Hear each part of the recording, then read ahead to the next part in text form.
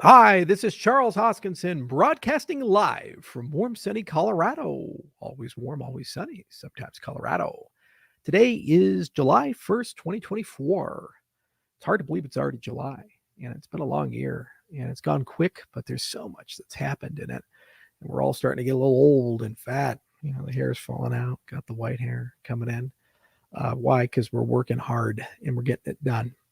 You know, um, the reason I'm making this video is there's this paradox about completion, which tends to invite very bizarre paradoxical criticism, where the closer you get to completing something, there are some group of people that seem to think that you didn't do it. And then they get incredibly vocal about it. Cardano was probably the most ambitious of all cryptocurrency projects because it sought out to do a lot of things at the same time, which are really, really hard to do as a startup project. In particular, it said, we're going to do things that you'd expect NASA to do. So we're going to do the formal methods and the peer-reviewed research and bring scientists together and almost look like a government agency, but then we're going to do it in a hyper-competitive environment that tends to move in weeks or months, and do it in a very decentralized way and bring a whole community together and tackle a very aggressive roadmap that has eras about it. Some are sequential, some are parallel, and then we're going to do it on three different axes. So scalability, interoperability, and governance. We started in 2015. It's 2024. It's nearly 10 years. And when you take accounting of the things, the reality is that Cardano has actually nearly achieved all the things it sought out to do. Now, the critics of the project will say that this is a lie, it's technobabble, it's not verifiable. But when you really actually take a firm accounting of what's been achieved, what we've built as an ecosystem, and where we currently sit, really, actually, we're leading the entire industry. For example, Vitalik is writing about epics and slots, and his diagrams start looking a lot like some of the things that we've been writing about and talking about for years. And when you look at the citation count and you look at the code in repo, in the fact that we actually are turning on the largest decentralized government in the entire industry, really, when we look at the eras from Byron to Voltaire, we take accounting of that. It's pretty remarkable. Byron was all about launching a cryptocurrency network built on the foundations of peer review and formal methods, written in a very obscure language called Haskell. We achieved that. It's undebatable. Shelley was all about making that from static and federated to dynamic and decentralized, to make that liquid, and we achieved that. There are thousands of stake pool operators who have registered and make blocks today. And Ouroboros is live and operational for more than 6 years. The network has been operational, and magical things have been happening. And many of the people listening exist in that group.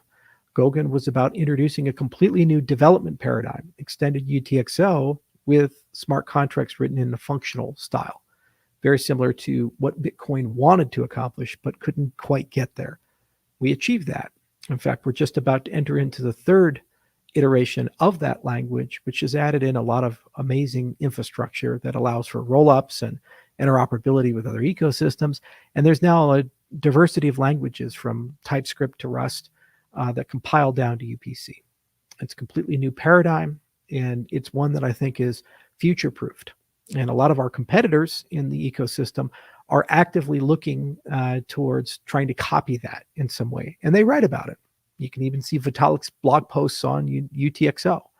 When you look at Basho was always multi-phased approach to be taken in parallel with Voltaire, because it requires trade-offs that can't be made by a single firm or even a coalition. It requires the consent of the governed. So part of Basho was producing a roadmap of alternatives and paths and trade-offs in an on-chain government to select such a thing. When you look at Chang and everything that we're doing over the next 180 days, we will turn on the largest on-chain government in the history of the industry. It's an undeniable fact. If you take a look at the Constitution Committee, the DREVs, the on-chain constitution, these are not hypotheticals. They are turning on imminently. In fact, Node 9.0 should probably be available this week or next, more likely than not. And then after 70% of the SPOs upgrade, there will be a hard fork. And that then means that something we've been talking about together as a community for 2 years has come to fruition. Then that on-chain government is going to look at Hydra input endorsers as realized by Laos, look at all the zero knowledge technology, the partner chain portfolio, and other things, and they'll get recommendations from the institutions that were created to serve them about where to go and what to do. And there's a development team ready to finish that job, accepting the trade-offs and leaving no infrastructure behind. So in other words, mission accomplished for Basho. Voltaire, governance done. Basho, we have best-in-class scaling. It's on paper, it's in prototype, and some of it's already realized via Hydra. It's there. Some people may choose not to believe it or say it's a lie, but you know what? Have you written the papers? Have you written the code? Do you have the engineers ready to go? They're there. Are you saying the engineers don't exist? Are you saying the papers don't work? Are you saying it's unobtainable and not achievable? And also, what basis do you have to say that everybody else is better when they're hyper-centralized and they have to reset their networks all the time and 70% of transactions fail? We're this close to solving not only the governance trilemma, but also the scalability trilemma that people talk about. Paradoxically, as we get closer to it, there's people who say nothing has been achieved and it's all lies. And they're very loud. And then they like to point out missteps or things that we couldn't quite get over the line or recontextualize things. For example, the ERC20 converter. At the time when it was deployed, a lot of people were interested in migration. What ended up happening is that you saw things like Milkomeda come that added EVM support, and that became a chain that people could target and migrate to. And some projects, for example, SingularityNet, which currently sits at $1 billion AUM, $1 billion market cap, on Cardano, migrated as a direct consequence of that program. Does SingularityNet just not exist? Did it not happen? Is old meetings Ben Gortzel didn't occur? We didn't quite get the wave that we anticipated. By the way, Luna collapsed, FTX collapsed. There was a 90% reduction in altcoin value in the industry, and there was a huge wave of litigation. Maybe that fact escapes you. Okay, that's what macro changes mean. And nobody gave up. In fact, it led to a more nuanced discussion of interoperability, realizing that it's probably not wise or possible to combine on a single ledger both accounts and extended UTXO. But we have the papers to show that the thoughts were there. Like Chimeric Ledgers was a great example of that. And there was a lot of discussions about how to put something EVM-like, in this case, Yella, in the base ledger. And then upon reflection, it made more sense to go back to the original model proposed in a paper I wrote in 2016 called Why Cardano, with Cardano SL and CL. Again, that's an undeniable fact. Paper's there. You can see it. You can see the timestamps on it. Use Wayback Machine. We were discussing these things for nearly 8 years in our industry, before parachains existed, before Cosmos existed, many of these other projects that have been floating around, conveniently ignored by people who continue to attack the project or say they're lies. When you look at Yella, there were millions and millions of dollars spent and a lot of good science trying to get the promise of Yella working. I was one of the biggest believers and adherents to it. And I really wanted to live in a world of semantics-based compilation. And if you look at reachability logic and Grigori Roshu's tremendous pedagogy, his CV and the papers he's written, the things he's done, the students he has, and the dream of RV, we really tried hard together. But the reality was there was always a delta in terms of capabilities and performance and what existed in code. And after years of trying, it made sense to pivot a bit and focus on more tangible things, such as building up UPC and the compilers to UPC and bringing mainstream languages in. And that's what the community did with Aiken and TypeScript. Did we get universal interoperability? No. Did the dream be lost? No. There's still people working full-time right now at University of Illinois, Urbana-Champaign on K and its promise, and having discussions about how to achieve that and get it done. But the reality is that you can't do everything. And when you look at a large ecosystem, you have to pick winners and losers. And some things are best left to the community. Some things are best left to academic institutions. And some things are best left to engineering efforts. And in the case of Yella, that was an example of something where people tried really hard and tried to bring it into the stack because we thought that that would give us a unique competitive edge. The same, for example, seldom remembered when we talk about intent-driven networking, or we talk about what Cloud Haskell brought to the table with the OTP. And we thought about, the name eludes me, but I'll get to it in a moment. It's kind of an alternative to TCP/IP. RINA, recursive internet-work architecture. There is something you guys haven't heard in a while. Now, while we didn't quite achieve what we wanted with RINA, Cardano's network stack inspired from it is the best in class. And you can clearly see it, for example, in our mitigation of the recent DDoS attack, amongst other things. There is a lot of power that comes into how we do things with Cardano. And oftentimes you start with a good idea, you iterate, and eventually you get somewhere that's really interesting. Are you done? No. Is it perfect? No. You have to iterate and refine. And the fact that we as an ecosystem have the ability to do that is a testimony to the work that's been done. Yet oftentimes, if it's not perfect, it gets reinterpreted and attacked, and we're told that we have achieved nothing. The reality is there is no project in our industry that has done more science, written more code, and ultimately had a bigger impact on the overall thinking of how cryptocurrencies ought to be built. We by no means are perfect, and there's a lot of things we would do over again very differently as an ecosystem and a project.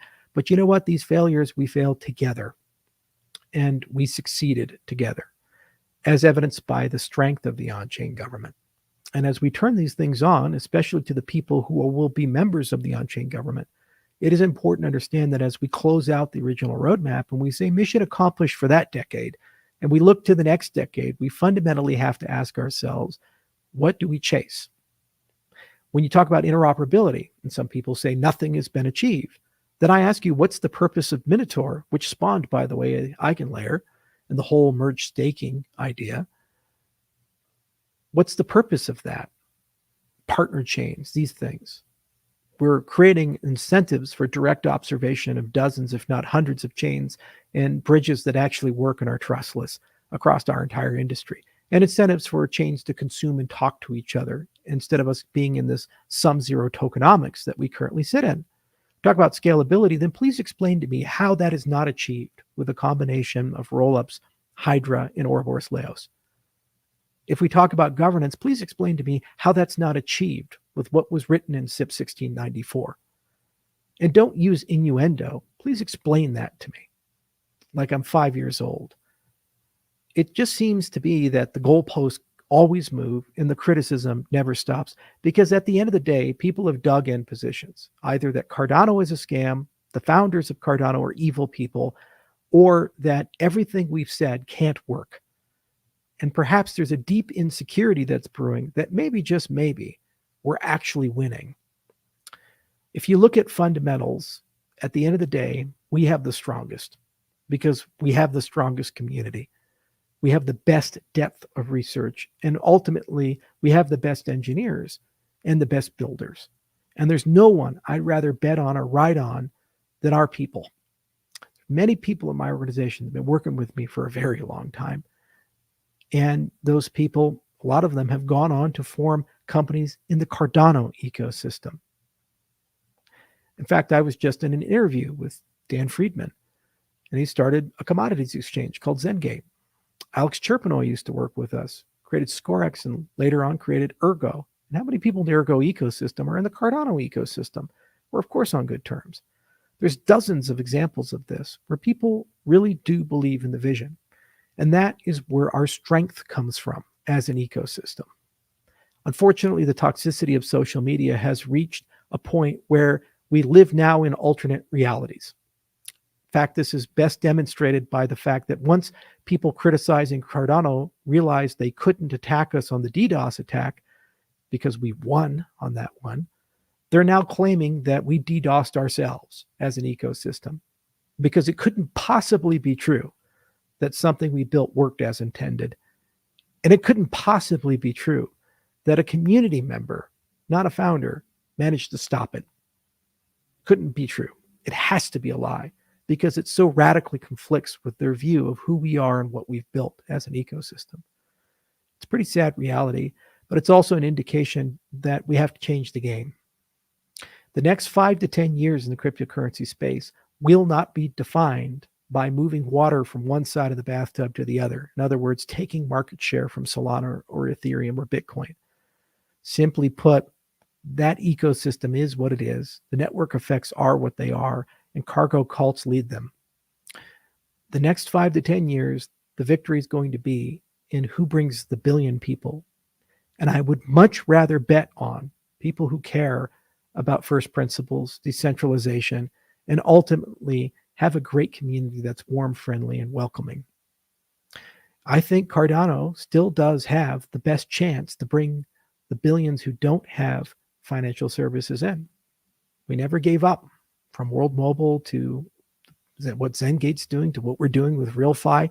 There are hundreds of ventures, and Powa is another one, that every day they wake up and they care a lot about trying to bring people who have nothing into this ecosystem so they have something and they own the fruits of their labors, whether it be their money, whether it be their identity. I can't find the scam in that, having a desire to give people their human agency back and fight really hard at trying to build technology, even if it takes a little longer to do it, that by design cannot be centralized, and by design self-audits, by design has no leaders behind it. Rather, it belongs to everybody. It's not about token price. It's about changing the world. It's not about your meme coin. It's not about your particular project. It's about everybody. And it's about the utility that everybody brings to the table and the common decency of living in a world where your vote counts, your voice counts, your money is sound, and ultimately you own yourself, your own identity, and your own data. If we're ever going to have a shot at changing the economic, political, and social systems, we have to outgrow the madness of the crowds that we exist in right now and the culture of crypto, which at times has become counterproductive to the original mission of crypto.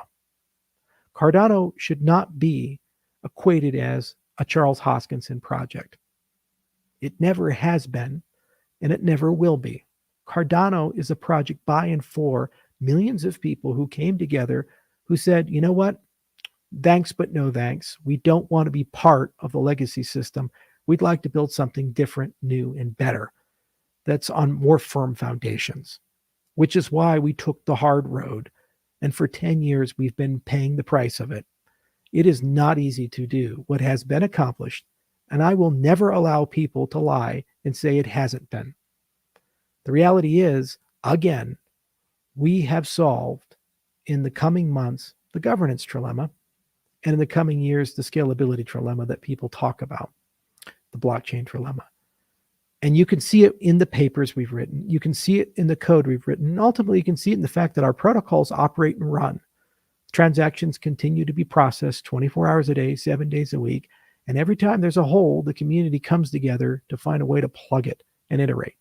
I am not saying that this is a flawless system and everything always works. And I'm not saying that everything's perfect. In fact, it's, frankly speaking, impossible for anyone to say that. What I'm saying, though, is we have the right culture, regardless of the circumstances and adversity before us, to be able to resolve the problems that come before us. And that is what will make sure that we're around a decade from now, a century from now, that people will still be talking about Cardano in the 21st and 22nd and 23rd century. It's the collective whole of the users. So thank you so much for those in the Cardano ecosystem who have put up with all of this for so long and endured so much for so long. You know, we have made great progress and never allow anyone to tell you otherwise. And thank you so much for those who are yet in the Cardano ecosystem for one day becoming part of it. Because you know what? Better, whether you like it or not, somehow, some way, Cardano is going to find a way to grow around you or under you. And somehow, some way, you're probably going to end up using our infrastructure because we will be the best. We will go for number one. That's who we are, and that's what we do. Because it's not about a token or it's not about a price. It's not about just some ecosystem or a culture. At the end of the day, it's about making the world better for everybody. And when that's your mission, how can you fail? And when you have so many brilliant people who are motivated and disciplined, and they've faced a lot through the years, and they've taken a lot of criticism through the years, they won't give up. We're going to get it done one way or the other. So I can't wait to see Cheng. I can't wait to see what the ICC does. In just 2 short weeks, they're going to be right here in this office, the people elected, and we get to talk about the future. We got to talk about precedents and budgets and people. And in just a few more short months, the D-reps will show up, and it's going to be a larger, far rowdier group of people. And in just a few months thereafter, we're going to be in Argentina with an army of people from all around the world talking about a constitution that will stand the test of time. And that's just the beginning, because that's the minimum viable governance. By definition, the worst it's ever going to be, and it's only better from there. And it's pretty good in the beginning. And not to mention the fact that a budget and a roadmap will be ratified, and hundreds of engineers and dozens of firms will wake up and start chipping away at it and get it done. And you know what? The community is completely in charge of how quickly and how hard we want to kill it. And this is an aggressive community. So we're going to move fast. We're going to get it done. And I'm sorry to say to all the other projects out there, it's really hard to compete with a roadmap that is the brain trust of thousands of projects and people from all across the world with the foresight and wisdom of the totality of the industry. That's a real smart product.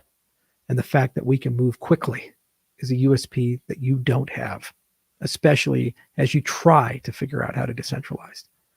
I love that. And guess what? Because of interoperability, we're not competitors anymore. We can work together, and the things we build that are great benefit you as much as they benefit us. That's the power of partner chains and the power of the things that we build. We're turning a page in the industry as a whole, whether people like it or not. The age of factions and polarization, it's coming to an end, and we're starting to realize that the real enemy are the legacy systems that we seek to replace. It has never truly been a fight of Ethereum and Solana and Polkadot and Cardano against each other and who's going to win, which token will be bigger. It has always been asking, why do we in 2024 accept these current economic, political, and social systems? Why can't we check our votes? Why can't we vote online? Why is our money decaying in value so rapidly? Why is it that we allow small groups of people to control information flows? A few weeks ago, if you listen to mainstream media, apparently the president of the United States is one of the brightest, most stable, most incredible 80-plus-year-old people ever to live. Perfect memory, deep command of all issues, more than capable of being president for even a decade, as they say. Then we watch one debate, and then suddenly the entire narrative shifts. Is it truly the case? No. It's because a small group of people control what is said and what is thought. And people are starting to wake up and realize no society can accept that. We want our narrative back in 2024. We want our lives back. We want to be in control of them. This is a revolution, and it's one that you don't have to fire a single bullet. It's one where people just wake up and say, you know what? Thanks, but no thanks. We're going to do a little differently here. And at the end of the day, trust but verify. The bedrock is inclusive accountability. For every user, we can always check if what we're being told is honest. And we want to make sure that anytime we participate in something, everybody gets to be included. Not a small group of people we've never met, and not a small group of people that don't have our best interests at heart. And there's not a single place you can look in society, in the legacy world, where we say it's healthy. From education to healthcare to AI alignment to our social networks to law enforcement to intelligence collection to foreign policy. Point to one place in society that you feel legitimately comfortable that every single thing is okay and it's running just fine. We may disagree politically on the things that we don't think are running well, but the universal agreement is, for the most part, the sum total of things aren't. It's because we've outgrown the systems we've inherited and we're in the market for new ones.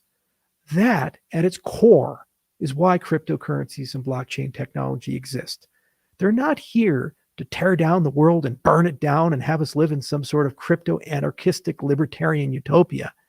They're tools, ultimately about trust and how we can trust each other in a global world that never sleeps, where information is instantaneous and value flows are instantaneous. And how can we trust each other when our governments can't get along by structure and design in a world of finite resources. This is a challenging century, and it's getting worse, not better. Technology is moving too quickly. We're not able, with wisdom, to handle it. So we have to take it into our own hands. That is who we are and what we do. And I'm glad for the last decade of my life, I've spent the time traveling to 73 countries, meeting countless thousands of people, and leading an organization that's part of many organizations in a broader industry to have a front row seat at how we need to rebuild the economic, political, and social systems of the world. And that's what I'm going to be doing for the next decade, and the decade after that, and the decade after that, until it's done. Because there's nothing in my life, and frankly speaking, your lives, that's more consequential or important. It's how we live. It's how our money works. It's how our nations work, and ultimately how every dimension of your life is viewed. No one deserves to live in tyranny.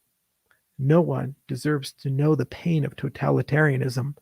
No one should be lied to, ever, by their government and by the institutions they trust.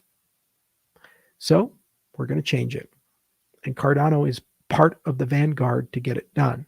By no means is it the only project. There's many good projects in our industry and outside of our industry that wake up every day and try to give us something new. But you know what? I'm very confident in the things that we've done because we've gotten the culture, the governance, and the principles right. And that's all you truly need for a revolution to work in the long term. So those of you who don't know us, we're here to change the world and take you along for the ride. See you all soon.